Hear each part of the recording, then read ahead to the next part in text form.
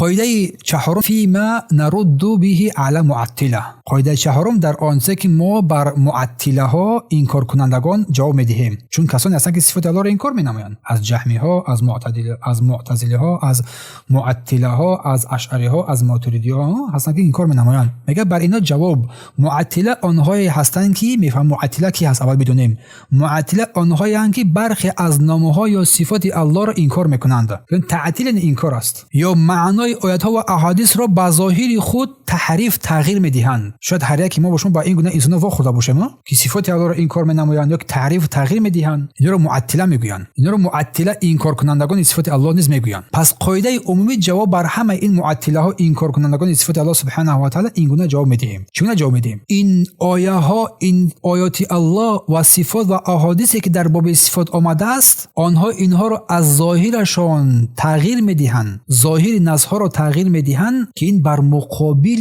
گفته الله و رسول الله صلی الله علیه و آله است. ظاهر آیات رو تغییر میدهند است. همین گونه نیست؟ همین گونه است. مخالفت کردن، قرآن رو مخالفت نمودن، احادیث پیامبر رو مخالفت نمودن. دوم، خلاف راه این معطله ها، انکار کنندگان صفات الله، خلاف راه سلف صالح را گرفتند. اینکه از صحابگان کرام و تابعین خلاف راه آنها را گرفتند، خلاف راه علما را گرفتند. چون هیچ یک از علمای اهل سنت صفات الله را انکار نمیکند، بلکه اثبات میکند چگونه که لایق جلالت او سبحانه و تعالی است. سوم، هیچ دلیل صحیح و درست و صریح با گفته آنها در گفته آنها وجود ندارد. فقط از عقل خود عقل گرایی کرده سخن میگویند. چون ممکن است در باب صفات الله جهت‌های دیگری هم وجود داشته باشد. فهموا؟ بارک الله فیکم. این بود قسمت.